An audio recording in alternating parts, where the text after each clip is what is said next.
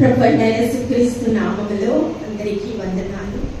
మరి మన జీవితంలో మరి యొక్క మహాశుక్రవారము, మంచి శుక్రవారం, ఆ శిలువ వైపు చూస్తూ మన హృదయాన్ని పరిశీలించుకున్నట్టుకు దేవుడు మనకిచ్చిన మరొక అవకాశం.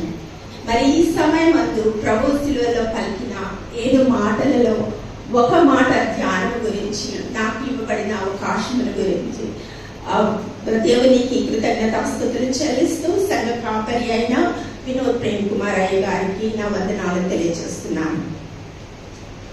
మరి ప్రభువు మన పాపముల నిమిత్తము, మన దోషముల నిమిత్తము మరి యెరూషలేము వీధులలో ఇవ్వబడి, అపహసించబడి, ఉమ్మివేయబడి, మరి తృణీకరించబడి, మరి ఎన్నో ఎన్నో విధములుగా హింసించబడి, మరి ఆయన తన్ను తాను ఇష్టముగా దేవునికి గొర్రెపిల్లగా, పాప పరిహారార్థ బలిగా దేవునికి అర్పించుకున్నాడు.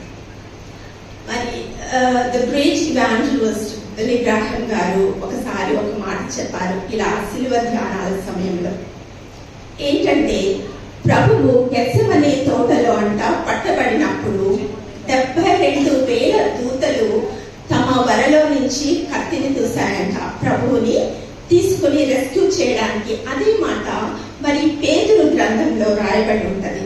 పేతురుతో చెప్తా ఉంటాడు, మాథ్యూ గాస్పెల్ అకార్డింగ్ టు మాథ్యూలో పేతురుతో ప్రభు చెప్తాడు. ఏమంటాడంటే, నేను నా తండ్రిని ఈ సమయమున నేను నా తండ్రిని వేడుకొనినలా 12 సేనావ్యూహముల కంటే ఎక్కువ దేవదూతలను నా కొరకు పంపడని నీవు అనుకొనుచున్నావా అని కత్తి దూసిన పేతురుతో ప్రభు చెప్తాడు. ఒక సేనా వ్యూహము ఈక్వలెంట్ టు 6,000 ఏనుగులు. So the God of angel armies, మరి 72,000 దూతలు, కత్తి దూసింది పేతురు ఒక్కటే. అందరూ బైబిల్లో రాయబడింది. మరి 72,000 దూతలు కత్తి దూసినప్పుడు ప్రభు అన్నాడంట, stop, I'm doing this because I love them. మరి ఆయన అపారమైన ప్రేమను బట్టి దాని లోతెంతో ఎత్తెంతో, దాని వెడల్పెంతో పొడవెంతో గ్రహించడం మన జ్ఞానానికి సరికాదు. It's unfathomable. మరి నిన్న పాస్టర్ గారు చెప్పారు, there is a measuring scale for that. అంటే తన ఏకైక కుమారుడిని ఈ లోకమునకు పంపి మరి మన కొరకు ప్రాయశ్చిత్తమైన బలిగా అర్పించబడ్డాడు, గొర్రెపిల్లగా. It's a kind of measurement.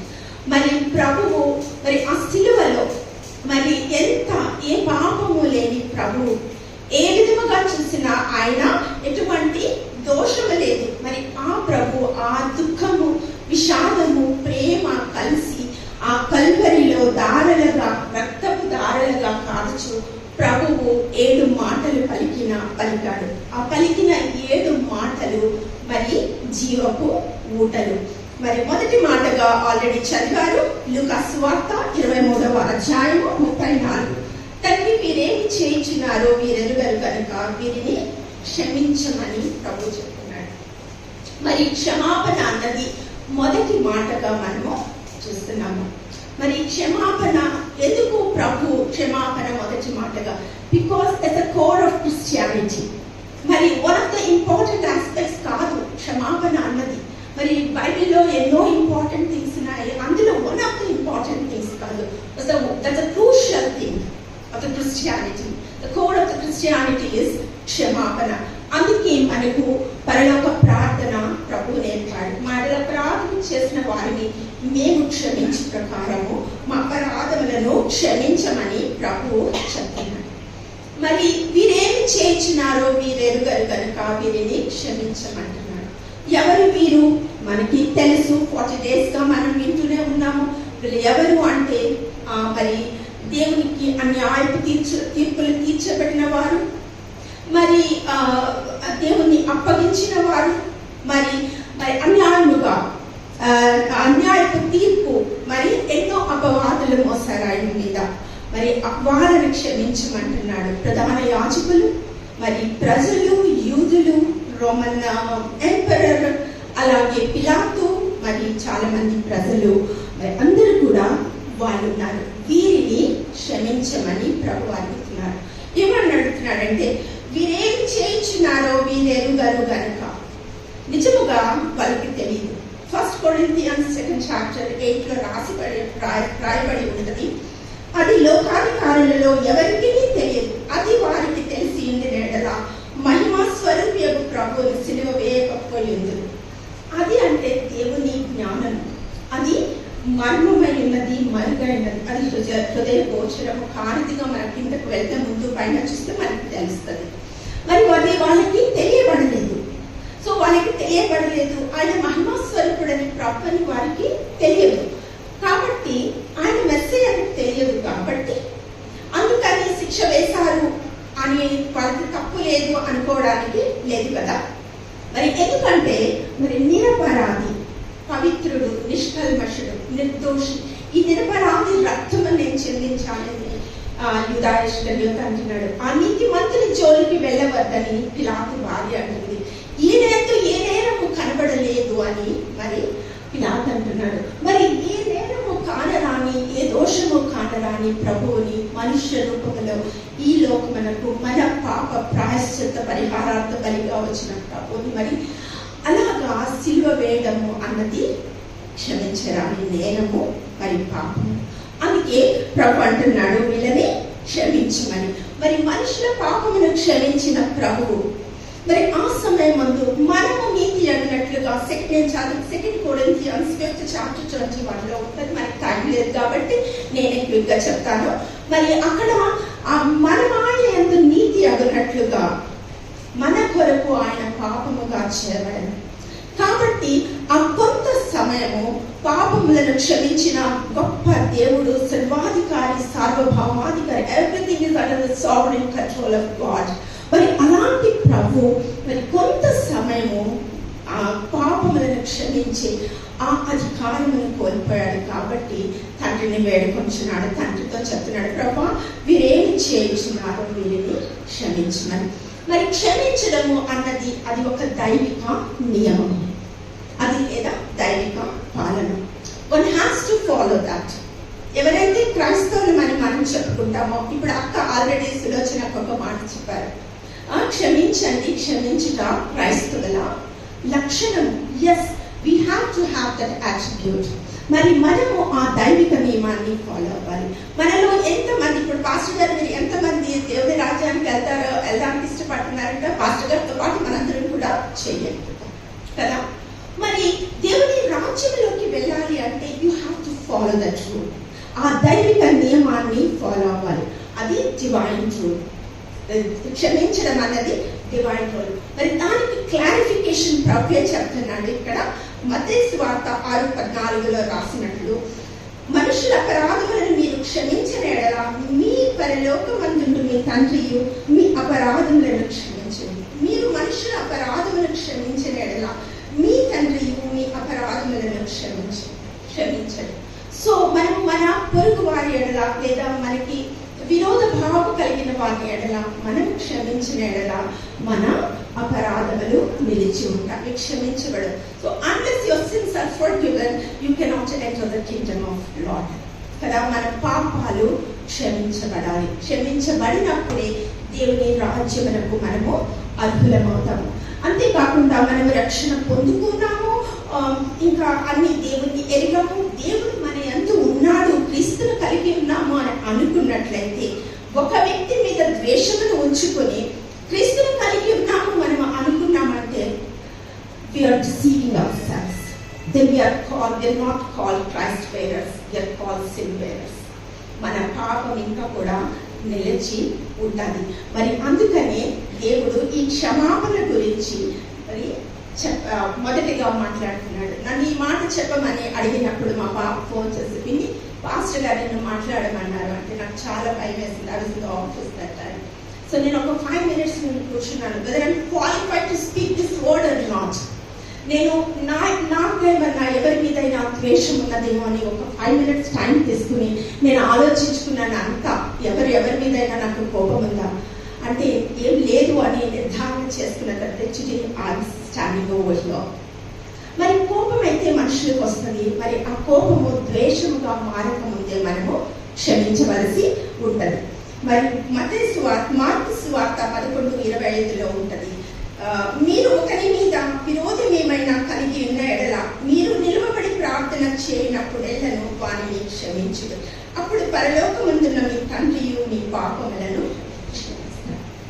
So మనకి దుఃఖము, మనకి బాధ, మనకి బాధ కలిగించిన వారిని క్షమించడం డిఫికల్ట్ టాస్క్. అంత ఈజీగా క్షమించలేము మనం మానవులు కదా. మనము ఎవరి మీదైనా కోపం వస్తే అది చాలాసేపు ఉంటుంది. కొంతమందికి సంవత్సరాలు కూడా ఉండిపోతుంది, డికేట్స్ ఉండిపోతుంది ఆ కోపం. అంటే చాలా కష్టం. ఒక వ్యక్తిని క్షమించాలంటే కష్టమైన పని. But the God has given us the unmerited favor as a grace. ఆయన కృపను బట్టి మనము క్షమించగలుగుతాము. ఆయన కృప ఎక్కడ ఉంటుందో అక్కడ క్షమించాలి. ప్రభా, నా సహోదరుని 7 మార్లు క్షమించాలా పేతురు అడుగుతున్నాడు. నా ఎడల విరోధం చేసినప్పుడు 7 మార్లు క్షమించాలా ప్రభు అని పేతురు అడుగుతుంటే ప్రభు అంటున్నాడు 7 మార్లు కాదు, 77 మార్లు. మనలో మాట అప్పుడు చెప్పండి, ఒక వ్యక్తితోటి మీరు 7 సార్లు ఒక వ్యక్తిని క్షమించి, if you make an attempt to reconcile with that man, do you think that person is going to be the same after 7 times? I don't think so. మనం 7 సార్లు అతని దగ్గరికి వెళ్ళి క్షమించమనో లేకపోతే క్షమించామని రికన్సైల్ చేసుకున్నప్పుడు అతనిలో ఖచ్చితంగా మార్పు వస్తుంది. సో అటువంటి మార్పు మరి ఎన్ని మిస్టేక్స్ ఎన్ని చేశాడో ప్రభు చెప్తున్నాడు. లూకాసు వార్త 6:27లో చూస్తే, వినుచున్న మీతో చెప్పినది ఏమనగా, ప్రభు అనుకుంటున్నాడు మనము వినుచున్నామని. Now the question comes, are we really listening to his voice?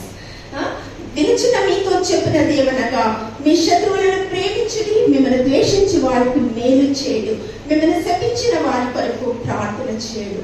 మరి అందరూ ఎంతగానో ద్వేషించారు యేసేపుని, మరి ఎంత చంపాలని కూడా అనుకున్నారు. కానీ యేసేపు మరి వాళ్ళని ఎంతగా ద్వేషించారో అంతగా మేలు చేశారు.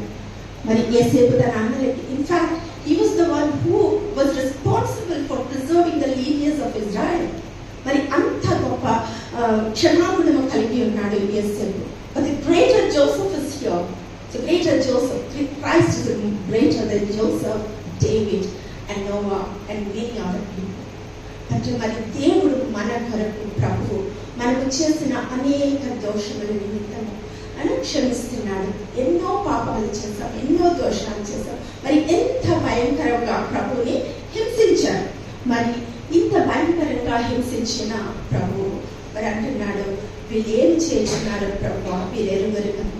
అంటే ఆయన అడుగు జాడల్లో నడవాలని ఆయన డిమాన్స్ట్రేట్ చేస్తున్నారు. ఆ క్షమాగుణము ఆ సిలువలో మనకి డిమాన్స్ట్రేట్ చేస్తున్నాడు ప్రభు. మరి ఈ దినమున మనము ఆలోచించగలవలసిన వారమైనాము. లాస్ట్ గా నేను ఒక చిన్న మాట, నిజమైన స్టోరీ చెప్పి I would like to finish this. 1993లో ఒక లేడీ, ఒక మదర్ మేరీ జాన్సన్, తన ఒక్కగానొక్క కొడుకు. ఏ తల్లికి ఒక్కగానొక్క కొడుకు ఉంటాడో ఆ తల్లికి ఆ కొడుకు ఎంత ప్రెషస్ అన్నది నాకు తెలుసు, because I do have a single son.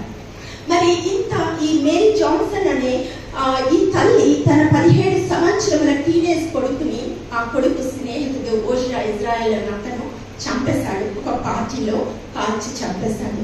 మరి దుఃఖము, వేదన, బాధ, తన కొడుకు చనిపోయాడని. సో ఆ కొడుకు అతను శిక్షించబడాలని, తన కొడుకును చంపిన వ్యక్తి శిక్షించబడాలని చాలా కోరుకుంది Mary Johnson. She wanted him to be, he should be punished for the crime he committed. అయితే నిజంగానే తన కోరుకున్న విధంగానే 25 సంవత్సరాల అతనికి జైలు శిక్ష పడింది. మరి జైలు శిక్ష పడిన తర్వాత 17 సంవత్సరాల తర్వాత రిలీజ్ అయ్యాడు. ఓషియా ఇజ్రాయెల్ రిలీజ్ అయ్యి ఈ మేరీ జాన్సన్ ఇంటి పక్కకే వచ్చాడు. యాక్చువల్గా it was not accident, by chance వచ్చాడని కాదు.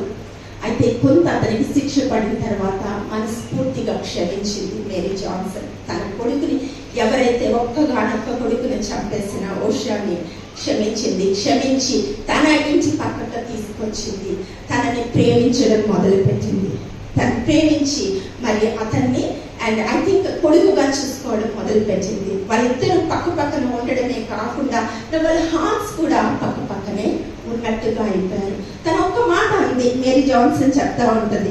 ఏమంటుంది అంటే, నేను ఇతన్ని, నా కొడుకుని చంపిన అతన్ని క్షమించడం వలన పాస్ట్ ఏమి గతం ఏమి మారిపోలేదు. అతను నా కొడుకు చచ్చిపోయాడు, ఈ ఓషా ఇజ్రాయెల్ నా కొడుకుని చంపాడన్నది కరెక్ట్, జరిగింది, అది మారిపోలేదు. But my future has become so beautiful. నా ఫ్యూచర్ చాలా అందంగా ఉంది నా, because she started loving Oshea Israel as her own sun.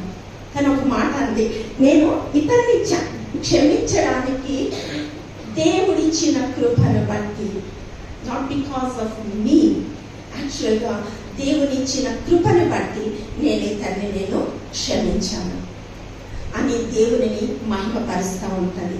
మరి ఇంకో మాట కూడా చెప్పింది ఏమంటే, ఇతని గురించి నేను చేయలేదు, నా గురించి ఇతన్ని క్షమించాను.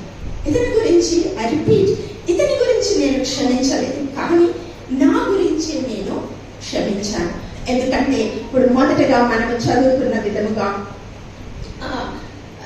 నా అపరాధములను, మీ అపరాధములను, మా అపరాధములు చేసిన వారిని మేము క్షమించే ప్రకారము మా అపరాధములను క్షమించమని ప్రభు చెప్పిన మాట చెప్పున తన అపరాధములు క్షమించబడవలనని మరి మేరీ జాన్సన్ ఓషా ఇజ్రాయెల్ యొక్క తప్పిదములను క్షమించింది. మరి అపోస్తలుడైన పౌలు అంటున్నాడు రోమీయులకు రాసిన పత్రిక 12:21, కీడు వలన జయింపబడకుండానట్లు మేలు చేత కీడును జయించుము. మరి ప్రభు ఆ గొప్ప కార్యము సిలువలో చేసి చూపించాడు. క్షమించడం అన్నది క్రీస్తులోని దైవిక లక్షణం. అది మనం కూడా పొందుకోవచ్చు. ప్రభు అంటున్నాడు, మీరు కూడా, ఆయన మనం కూడా స్థానిస్తున్నాడు. సో ఎవరైనా నా యందు, నేను క్రీస్తు నా యందు జీవించుచున్నాడు, క్రైస్ట్ ఇన్ us అని పౌలు అంటున్నాడు. మనం కూడా అంటాము, మనము క్రైస్తవులుగా మనం అనుకునేది క్రీస్తు మన అంటున్నాడు. Now you tell me, if Christ is in you, how can you not have the attribute of Christ? మీరు క్రీస్తు మీలో ఉన్నారు, మనలో ఉన్నారు అనుకున్నప్పుడు క్రీస్తుకు కలిగిన ఆ క్షమాగుణము మనలో ఎందుకు ఉండలేదు? అది ఉండవలసి ఉన్నది. మరి ఈ దినమున ఎవరి మీదైనా మనకి ద్వేషము, అపరాధ భావము ఇంకేదన్నా ఉన్నట్లయితే I think we should call them and reconcile with them. అది ఒక బిటర్నెస్, అది లోపలే ఉంచుకుంటే bitterness. It will eat your body, your soul and mind also.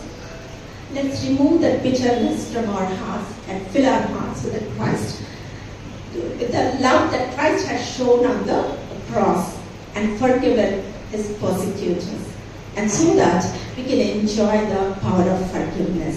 మరి ఆయన చూపిన ఆ గొప్ప మాదిరి, ప్రభు మాదిరి చూపి వెళ్ళాడు.